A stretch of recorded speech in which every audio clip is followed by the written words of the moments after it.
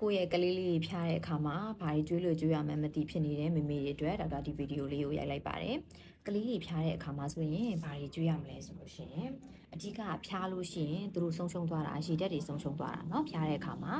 ရေဓာတ်ဆုံးရှုံးပြီးတော့ဒီရေဓာတ်ကိုတခြားပြန်မဖြည့်နိုင်လို့ရှိရင်ဖြားတာလည်းမကြဘူးเนาะရေဓာတ်မများဝင်ရှူးတွေမများပေါက်ဒါမှပဲဖြားမြန်မြန်ကြမှာเนาะအဲကြတော့ရေဓာတ်ပြေသွားတဲ့ဟာလေးကျွေးရမယ်ရေမများတိုက်ပြီးမယ်ဓာတ်စားလေးတိုက်လို့ရတယ်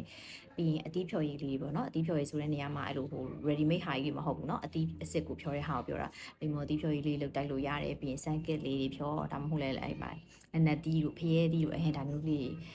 ဖြော်တိုက်လို့ရတယ်အဲ့လိုမဟုတ်ပဲအသီးပဲကျွေးမယ်ဆိုလည်းရတယ်เนาะဗီတာမင် C ကျွေးသွားတဲ့အသီးလေးတွေလိမ္မော်အသီးတို့ဒီမာလကာအသီးတို့ဒါမျိုးလေးတွေသူ့ကိုနည်းနည်းစီကျွေးပေးလို့ရတယ်เนาะပြီးရင်အစားဆိုတဲ့နေရာမှာကျတော့ထမင်းကျတော့လည်းဟိုစားနိုင်တဲ့ကလေးဆိုရင်တော့စားလို့ရတယ်ပေါ့เนาะဒါပေမဲ့တော်တော်များများကတော့ထုံးစံတိုင်းကိုရီလူကြီးတွေတောင်ဖြားတဲ့ခါကျရင်မစားချင်ဘူးလေเนาะပါဇက်တွေကပြက်တယ်အစားတွေကပြက်တဲ့ခါကျတော့သူထမင်းမစားချင်လို့ရှိရင်အဲ့လိုမျိုးအဓိကအစားပြော့တာလေးကျွေးစေချင်တာเนาะ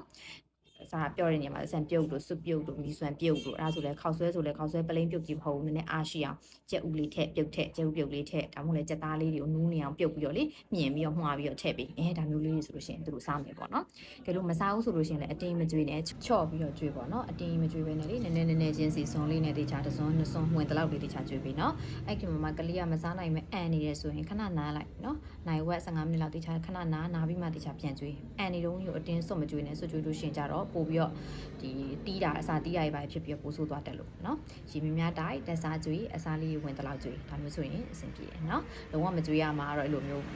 အစာရင်အတွက်မကောင်းတဲ့အပူဆက်တွေကြွေးရမျိုးတွေပြီးရင်အဲ့လိုရေခဲရည်တိုက်တာမျိုးတွေအဲ့ဒါမျိုးတွေတော့မလုပ်နဲ့ပေါ့နော်ရိုးရိုးရေတိုက်လို့ရတယ်ပြီးရင်အဲ့အချိုများတာတွေပေါ့ cream များတဲ့ဟာတွေနော်အဲ့ဒီအချိုတွေဆိုလည်းမကြွေးနဲ့နော်ကြားသိချင်တာရှိရင်ဒေါက်တာကို comment မှာမေးခဲ့လို့ရပါတယ်